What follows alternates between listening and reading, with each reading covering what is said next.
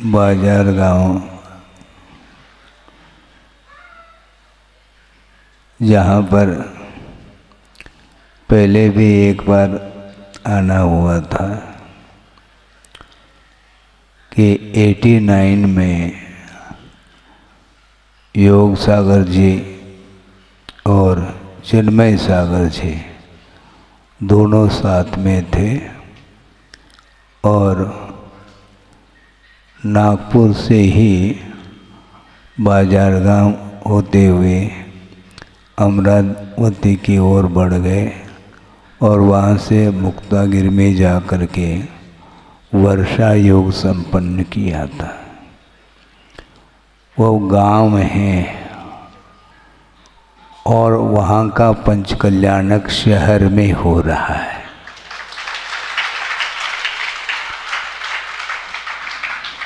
वहाँ पर समाज जहाँ तक कम है, एक आध घर हो सकता है, लेकिन वो क्षेत्र अपने आप में वह क्षेत्र है, गांव से प्रयोजन नहीं। यहाँ पर जाते ही परिणामों में निर्मलता आती है, वही क्षेत्र माना जाता है। और गुरुदेव जिन्होंने बहुतायत नहीं, एकाध ही कोई 2-4 हो सकते हैं चातुर्मास अन्यत्र किए हैं, किंतु सारे सारे चातुर्मास बुंदेलखंड में हुए हैं और उसमें भी सिद्ध क्षेत्र और अच्छे क्षेत्र में ही उन्होंने संपन्न किया है। वहाँ पर जाते ही अनायास ही मन लग जाता है। ध्यान करने के लिए विशेष आयाम की आवश्यकता नहीं पड़ती। जहाँ पर विशेष रूप से तीर्थंकरों के द्वारा अथवा अन्य सामान्य साधकों के द्वारा जहाँ साधना की गई हो, तो वहाँ का वह क्षेत्र अपने आप में पवित्रतम होता है। अभी भी तीर्थराज समेत शिखर हैं, आप लोग जाते हैं और ख़ास तौर से मुकुट सप्तमी के दिन वहाँ पर भीड़ बनी रहती है।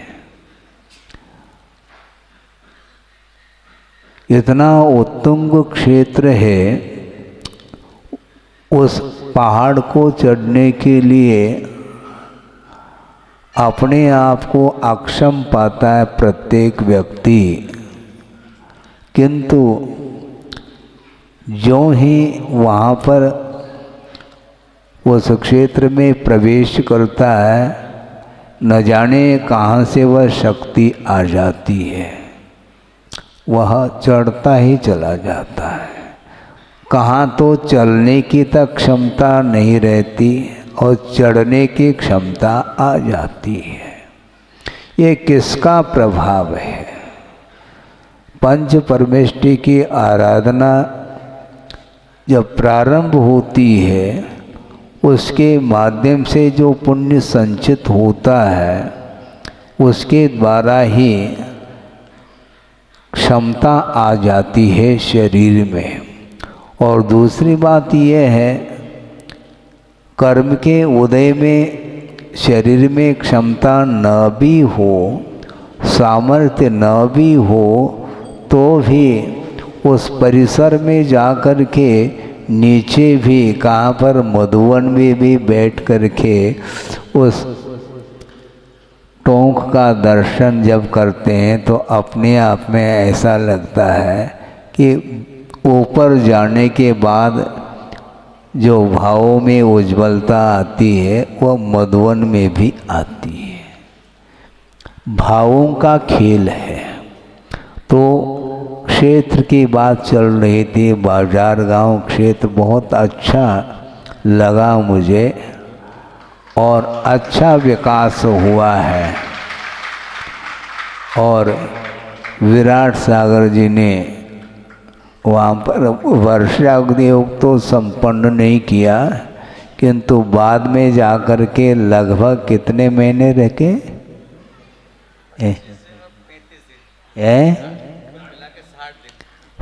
2 महीने वहाँ पर उनका प्रवास हुआ और उसके माध्यम से वह क्षेत्र बहुत ही सुंदर देखने को मिल रहा है। और भाव उनका भी रहा कि महाराज ये गांव तो है बाजार गांव और इस क्षेत्र का नामकरण होना चाहिए। तो हमने कहा कि मूल नायक कौन सी प्रतिमा है? आदिनाथ भगवान की प्रतिमा है मूल नायक, इसलिए उन्हीं के नाम से आदिश्वर धाम के नाम से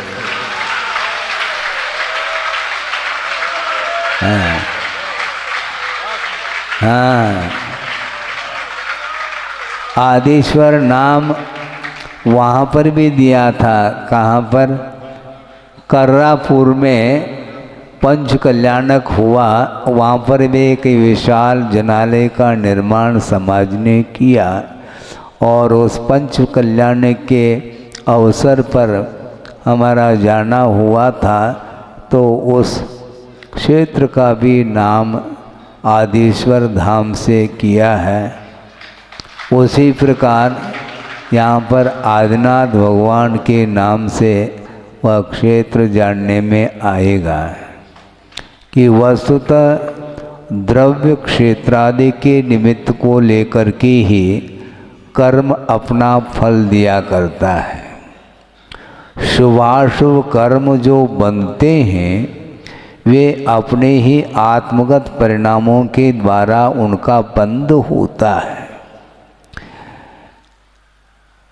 आत्मगत परिणाम ही विनाश के लिए कारण है और अपने आत्मगत परिणाम ही उत्थान के लिए कारण है, ऐसा आगमकारों का कहना है। विषयों से संसारी प्राणी आकर्षित होता चला जाता है और राग के साथ उसका उपभोग करता है विषयों का, और जिस समय विषयों का उपभोग करता है तो राग के बिना विषयों का उपभोग हो ही नहीं सकता और राग के माध्यम से ही कर्म का बंध होता है। और बंद होता है तो बंद करते समय उसे ये ख्याल नहीं रहता कि इसके द्वारा क्या परिणाम निकलने वाला है। पूजपा स्वामी ने प्रसंग दिया है, जो स्वाध्याय करते हैं उनके लिए ज्ञात हो सकता है कि कर्म का आश्रव एक सा नहीं होता, परिणामों में अंतर आता है तो तत्संबंधी बंध में भी विशेषता देखने को मिलती है। एक सूत्र है, तीव्र मंद ज्ञाता ज्ञात भावाधिकरण वीर विशेषेभ्य तद विशेष, ऐसा एक सूत्र आया है 6ठे अध्याय में। तद विशेष अर्थात तस्य आश्रवस्य विशेष, आश्रव में विशेषता आती है। किसके द्वारा? तीव्र भाव मंद भाव। परिणामों में तीव्रता आती है तो उसके माध्यम से जो कर्म का आश्रव होता है वह विशिष्ट अनुभव को लेकर के होता है। अनुभव का अर्थ है फलदान देने की जो शक्ति विशेष है जो कर्मों में आती है, उसके माध्यम से फल मिलता है संसारी प्राणी को। ये क्षण के लिए भी यदि मान लो किसी भी वस्तु को लेकर के राग द्वेषादिक भाव हो जाते हैं तो वह एक क्षण के लिए वह परिणाम जो हुआ उसका परिणाम अर्थात रिजल्ट जो मिलेगा वह सागरोपम आयु तक वह फल देने वाला वह परिणाम माना जाता है। आपको ज्ञात नहीं रहेगा कि मैं कर क्या रहा हूँ, क्योंकि राग करते समय संसारी प्राणी होश हवास खो जाता है और उसके माध्यम से जो कर्म बंधता है उसको ख्याल ही नहीं है कि मेरे द्वारा यह कृत्य हुआ है, किंतु जब फल सामने आता है तो उस समय उसको लगता है, विस्मय होता है कि ऐसा मेरे द्वारा कार्य हुआ, हाँ तुम्हारे द्वारा कार्य हुआ। नरक जाता है, जाने के उपरांत उसको अवधिज्ञान हो जाता है। भव प्रत्यय नामक अवधिज्ञान, यदि सम्यक दृष्टि है तो उसको अवधिज्ञान होता है, जिसको सुअवधिज्ञान बोलते हैं, और मिथ्या दृष्टि है तो उसको विभंग अर्थात कुअवधिज्ञान हो जाता है, और उसके माध्यम से सारा इतिहास सामने आता है। तो उसको ऐसा भयभीत हो जाता है कि मेरे द्वारा इस प्रकार कृत्य हुआ, हाँ तुम्हारे द्वारा ही हुआ है। हमने ऐसा कौन सा कार्य किया है? कार्य करते समय ध्यान नहीं रहता है, असावधानी होती है, फिर बाद में पश्चाताप हाथ लगता है। पश्चाताप का अर्थ क्या होता है? पश्चात ताप अर्थात संताप होता है। करने के बाद संताप होता, करते समय नहीं। कहे सीख गुरु करुणाधार कहा, करुणा करके संसारी प्राणी के लिए आचार्य उपदेश देते हैं। उस समय उस उपदेश की उपेक्षा कर देता है संसारी प्राणी, फिर बाद में पश्चाताप हाथ लगता है। कहाँ तो उसके अंदर ये क्षमता है कि दीर्घ सहनन जिसने पाया है, वज्र वृषभ नाराज सहनन, जिसके माध्यम से मोक्ष प्राप्त हो सकता है, मोक्ष की उपलब्धि के लिए, निर्वाण की उपलब्धि के लिए वह उत्तम सहनन माना जाता है। किंतु उसका सदुपयोग यदि नहीं करता है तो वह अधोगति का पात्र बनता है। किसी ने कहा कि महाराज आज वर्तमान में यह पंचम काल चल रहा है, दीर्घ सहनन नहीं है, तो ऐसी स्थिति में हम कैसी साधना कर पाएंगे? अच्छा, आज महाराज पंचम काल है। अच्छा, चतुर्थ काल कितनी बार मिले हैं ज्ञात है?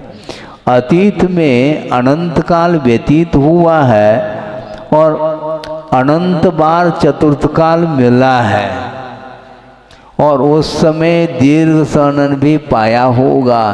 इसके उपरांत भी उसका सदुपयोग नहीं किया है। दुरुपयोग करने के फलस्वरूप अनंत बार दुर्गति का पात्र बना है, और वहाँ से पश्चाताप करके ऊपर उठ जाता है कि भगवान इस प्रकार का कृत्य मैं कभी भविष्य में नहीं करूँगा। किंतु यहाँ आने के उपरांत पुनः वही तैयारी होती है। यहाँ की कुछ ऐसी हवा है, यहाँ की मतलब नागपुर की नहीं कह रहा हूँ, मनुष्य पर्याय को प्राप्त करने के उपरांत कुछ ऐसे पुनः परिणाम हो जाते हैं, पूर्व संस्कार वशात वह पुनः तैयारी कर लेता है। तो इसलिए अपने ही परिणामों के द्वारा विनाश हो रहा है। आपके विनाश में, आपके पतन में कोई दूसरा व्यक्ति कारण नहीं है, क्योंकि हम परिणाम उज्जवल बनाना चाहें तो हम स्वतंत्र हैं, और परिणामों को कलुषित करना चाहें तो भी हम स्वतंत्र हैं। परतंत्र कौन है? कोई परतंत्र नहीं, स्वतंत्र है। जिस प्रकार भारत स्वतंत्र है, उसी प्रकार आपके परिणाम भी आपके अधीन हैं। इसलिए वर्तमान में जो कुछ भी आप लोगों को पर्याय मिली है, यह पर्याय अतीत का एक पुरुषार्थ रहा है कि पूर्व भव में ऐसा कोई पुण्य संचय आप लोगों ने किया होगा जिसके फल स्वरूप देव शास्त्र गुरु का समागम मिल रहा है और उच्च कुल को पाया है। बड़ा भी कुल हो सकता है जिसको बड़कुल बोलते हैं आप लोग, हाँ, किंतु कुल वह बड़ा हो छोटा हो इससे कोई प्रयोजन नहीं। किंतु धर्म की आराधना करने योगी यदि मान लो कुल प्राप्त कर लेता है उच्च कुल को, उसका सदुपयोग यदि करते हैं तो निश्चित रूप से और विशिष्ट कुल की प्राप्ति हो सकती है। वर्तमान में पंचम कलिकाल होने के कारण मोक्ष मार्ग का अभाव तो नहीं, किंतु मोक्ष प्राप्त करने की जो सामग्री है वह उपलब्ध नहीं है। और उपलब्ध होने के उपरांत भी उसका यदि दुरुपयोग कर लेता है तो मार्ग से वह च्युत हो जाता है। इसलिए अतीत अनंत काल में संसारी प्राणी ने व्यतीत किया है, अच्छी सामग्री को प्राप्त करने के उपरांत भी उसका सदुपयोग नहीं कर पाया, इसलिए उसका कल्याण नहीं हो पा रहा है। अपने परिणाम के द्वारा कल्याण होता है और अपने ही परिणामों के द्वारा अकल्याण भी होता है। मोहजन्य परिणामों को समाप्त करने के लिए निरंतर साधना की बड़ी आवश्यकता होती है। आप यथा योग्य आराधना करें, साधना करें, इसमें कोई बाधा नहीं, किंतु शक्ति को नहीं छुपाते हुए निरपेक्ष भाव के साथ, निरपेक्ष भाव का अर्थ है कि साधना के फल स्वरूप मुझे क्या मिल जाए, सांसारिक वस्तु मिल जाए, ये परिणाम नहीं रखना चाहिए। आप भगवान के चरणों में जाते हैं, पूजन अर्चन करते हैं, वंदना आदि करते हैं, इन्हें दे दर्शन करते हैं, उस समय आपके परिणाम कैसे होते हैं। गुरुदेव ने बहुत अच्छी मार्के की बात ये कही थी, कई बार उन्होंने कही है, इसलिए प्रसंगवशात में कह रहा हूँ कि साधन सामग्री का मिलना उतना महत्वपूर्ण नहीं है, क्योंकि कारण के बिना कोई कार्य नहीं होता है, ये बिल्कुल सिद्धांत है। किंतु इससे भी महत्वपूर्ण एक बिंदु उन्होंने ये दी है, वह ये है कि साधन से भी महत्वपूर्ण कोई वस्तु है क्या? है क्या? प्रयोजन। देव शास्त्र गुरु की आराधना करने से कर्मों का क्षय होता है, मैं मानता हूँ, किंतु देव गुरु शास्त्र का समागम होने के उपरांत भी संसारी प्राणी ने आराधना तो की है, किंतु अभी तक मोक्ष का संपादन क्यों नहीं हुआ? बहुत बड़ा प्रश्न खड़ा हो जाता है। इससे से स्पष्ट है उद्देश्य कुछ भिन्न रख करके करता है संसारी प्राणी। जबकि मंगलाचरण में आप लोग पढ़ते होंगे, मोक्ष मार्गस्य नेतारम भेतारम कर्म भूवृताम ज्ञातारम विश्व तत्पानाम वंदे तद्गुण लब्धये। बहुत महत्वपूर्ण ये चरण है। भगवान की वंदना की जा रही है, किंतु वहाँ पर प्रश्न ये उठता है कि किमर्थम भगवान की वंदना, भगवान की आराधना करने के पीछे आपका प्रयोजन क्या है, यह महत्वपूर्ण है। कथा आपने सुनी होगी, थोड़ा सा समय है, 10-15 मिनट के अंदर इस विषय को रख करके पूर्ण करना चाहता हूँ कि रावण ने आराधना की है, किसकी? शांतिनाथ भगवान की आराधना। हाथ में स्फटिक की माला है, सोत की नहीं, स्फटिक की माला है। और शांतिनाथ भगवान के जिनालय में जाकर के एकाग्र मना हो करके शांतिनाथाय नमः, शांतिनाथाय नमः, इस प्रकार वह जाप कर रहा है। किंतु इसका उद्देश्य क्या है, पढ़ा आपने, सुन लो। उद्देश्य ये रहा उनका, बहुरूपिणी विद्या को शुद्ध करने के लिए शांतिनाथ भगवान की आराधना, उनका स्मरण कर रहा है। कहाँ तो अभी कहा था, तद्गुण लब्धये अहम वंदे। हे भगवान, आपने साधना के बल पर गुणों को उपलब्ध किया है, अनंत चतुष्टय को उपलब्ध कर लिया है। उसी प्रकार प्रत्येक भव्यात्मा के भीतर वही अनंत चतुष्टय शक्ति के रूप में विद्यमान है। उसको उद्घाटित करने के लिए भगवान आपके चरणों में आया हूँ, और कोई भी मेरा लक्ष्य नहीं है। इस पवित्र भाव के साथ ही प्रभु की आराधना की जाती है तो वह प्रभु बन सकता है। किंतु रावण ने बहुरूपिणी विद्या को शुद्ध करने के लिए उद्देश्य बना करके जाप कर रहा है, और उस एकाग्र मना होने के फलस्वरूप बहुरूपिणी विद्या शुद्ध भी होती है। किंतु इससे क्या सिद्धि होगी, मुझे बताओ। बहुरूपिणी विद्या को शुद्ध करने का जो प्रयोजन है वह यह है कि राम के सामने मेरी शक्ति कमजोर पड़ रही है, और राम को परास्त करने के लिए बहुरूपिणी विद्या शुद्ध करने के लिए वह कटिबद्ध है। राम को परास्त क्यों करना चाह रहा है? सीता की उपलब्धि के लिए। सोचो, विचार करो। वर्तमान युग थोड़ा सा पढ़ो, समय सार का स्वाध्याय ज़्यादा चल रहा है आजकल, किंतु वर्तमान युग का स्वाध्याय करिएगा।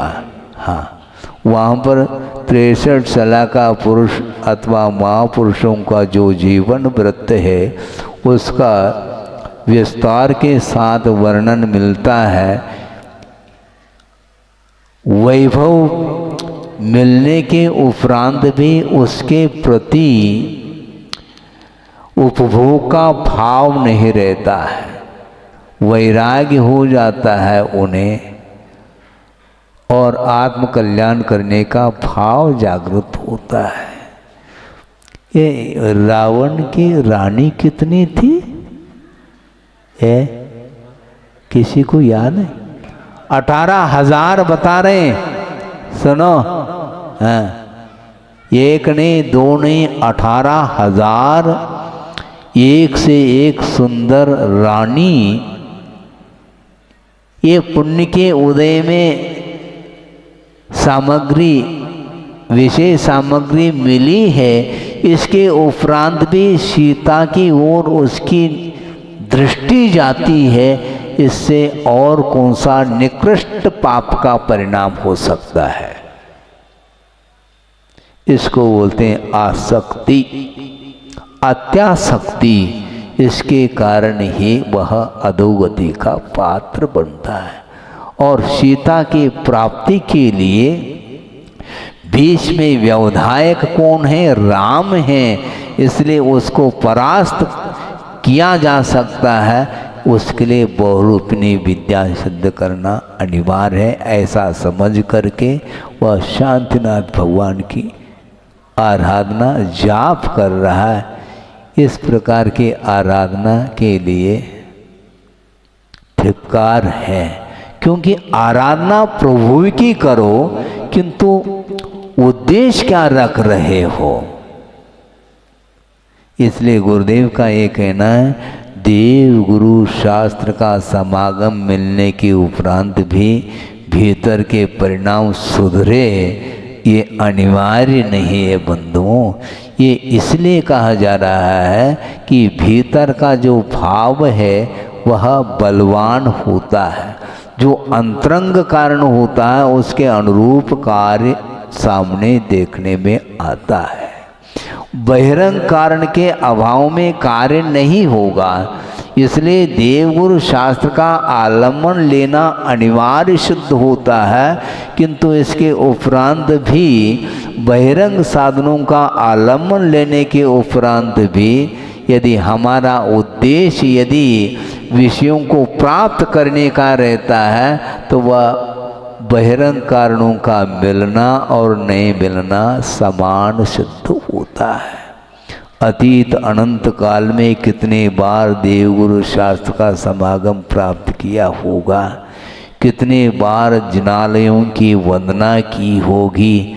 मुझे विस्मय होता है कि स्वर्ग में अकृत्रिम चैत्यालय हैं जहाँ पर 500 धनुष की धनुष है ना, 500 धनुष की रत्नमयी प्रतिमाएं हैं, तो जिनालय की ऊंचाई कितनी होगी।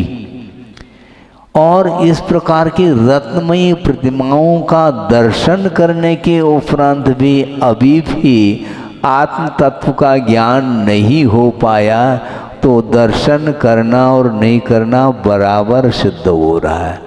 इसका अर्थ मैं ये नहीं कहना चाह रहा हूँ कि आप दर्शन करना छोड़ दो, दर्शन करिए, किंतु अपने परिणामों को पवित्र बनाने के उद्देश्य को लेकर के यदि आराधना करते हैं तो निश्चित रूप से वह हमें मोक्ष की प्राप्ति हो सकती है। सोचो, विचार करो। उच्च गोत्र प्राप्त कर लेता है, दीर्घ सहनन को प्राप्त कर लेता है, और आर्यखंड को भी प्राप्त कर लेता है, उच्च गोत्र को भी प्राप्त कर लेता है, निरोग शरीर को भी प्राप्त कर लेता है, और इंद्रियां भी मिल जाती है। किंतु उन सारी जो बहिरंग जो साधनभूत सामग्री है, इसका सदुपयोग नहीं किया संसारी प्राणी ने। अंग का सदुपयोग करिए। कैसे करें महाराज? ये आंखें मिली हैं देव दर्शन करने के लिए, न कि टेलीविज़न देखने के लिए। सुन रहे हैं आप? हाँ, अच्छा नहीं लगता महाराज ये शब्द आप बोलते हैं। अच्छा, आपको क्या लगता है? राग तो अच्छा लग रहा है आपको। रात में सुनते हैं, क्योंकि हमने तो देखा ही नहीं है। सुनते हैं 12, 1, 2 बजे तक प्रोग्राम मोबाइल के थ्रू अथवा टेलीविज़न के माध्यम से देखते हैं। उसमें आपको क्या मिलता है? और प्रतिदिन दृश्य देखा जा रहा है, वह वीतराग मुद्रा का दर्शन है क्या? वो नहीं है महाराज। फिर क्यों देख रहे हैं आप?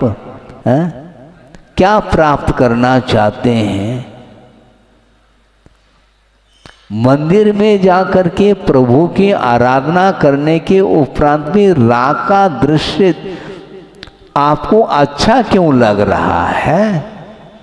लगना तो नहीं चाहिए, किंतु पूर्व संस्कार वशात ये मोहजन्य संस्कार इसको बाध्य कर रहे हैं, और संसारी प्राणी स्वयं बाध्य हो रहा है। उसको कोई दूसरा बाधित नहीं करता, स्वयं की इच्छा के अनुरूप ही सारे कार्य होते हैं। स्वयं की इच्छा न हो और दूसरे के माध्यम से ये कार्य हो रहा है, ऐसा नहीं। किसी व्यक्ति ने कहा कि महाराज हमारी तो बिल्कुल भीतर से कह रहा हूँ, अच्छी बात है, मेरी बिल्कुल इच्छा नहीं थी काय की शादी करने की, किंतु माता पिताओं ने जबरदस्ती कर दी। अच्छा, आपकी कोई इच्छा नहीं थी, जबरदस्ती कर दे कोई बाधा नहीं, दूसरे दिन निकल आते छोड़ करके। जैसे जम्बू कुमार की कथा पढ़ते होगे, हैं? पढ़ो एक आध बार, ज़्यादा समय नहीं, और समय पर सुनाया जा सकता है। कोई बाध्य नहीं करता है, स्वयं की इच्छा होती है। हाँ, वंस मोर कहता है वो। हाँ, एक बार और चख लें, एक बार और आनंद का अनुभव करके देख लें। इस प्रकार उसकी इच्छा भीतर से बनी रहती है, किंतु वह ड्रामा करता है, मेरी कोई इच्छा नहीं थी। अच्छा है? भोजन करते समय भी इसी प्रकार की स्थिति बनती है। भोजन करने के लिए मान लो किसी ने निमंत्रण दे दिया और आप पहुंच गए और थाली परोस दी गई, और फिर बाद में भोजन करते करते मान लो सामग्री, भोजन सामग्री और परोसने के लिए आ रहा है। परोसने के बाद कहता बस बस, पहले से नहीं कहता वो। ये बस बस कहने की ये सब क्या है? ये भीतर की इच्छा है और मिल जाए, किंतु एक व्यावहारिक दृष्टि से वह निभा रहा है, बस बस कहता वो। तो यही स्थिति है कि वस्तुतः संसारी प्राणी की जो दृष्टि या उसके जो भाव हैं, निरंतर उसके भाव राग से उभर नहीं पा रहे हैं। वह तृप्तिजनक है ही नहीं। सांसारिक जो सुख है वह तृप्ति देने वाला नहीं है, ऐसा स्पष्ट शब्दों में आगम में उल्लेख मिलता है। अतृप्ति जनकम मोह दाव वन्नेर महेंद्रनम असात संततेर बीजम अक्ष सौख्यम जगुर्जनाह। जिनेन्द्र भगवान ने अक्ष सुख अर्थात सांसारिक सुख को किस प्रकार कहा है? अतृप्त जनकम तृप्त जनकम न तृप्तिम न जनयति इति अतृप्त जनकः।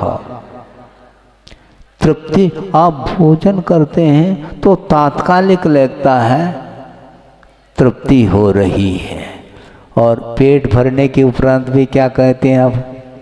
अब पेट भर गया, एक ग्रास के लिए भी गुंजाइश नहीं, किंतु अंथों के लिए रख लो। ये सब क्या है?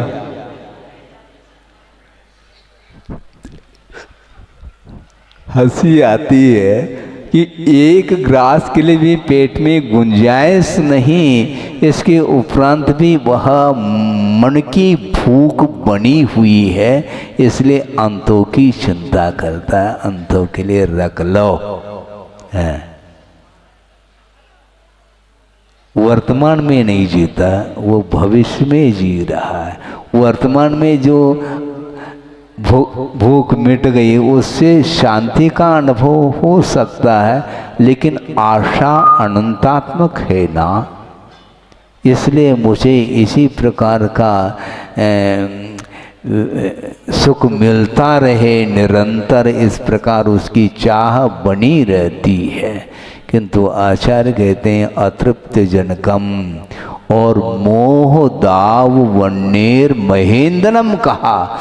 मोह रूपी दावाग्नि को प्रज्वलित करने के लिए, वो दीप्त करने के लिए इंद्रियजन्य जो सुख है वह ईंधन का काम करता है, ऐसा कहा।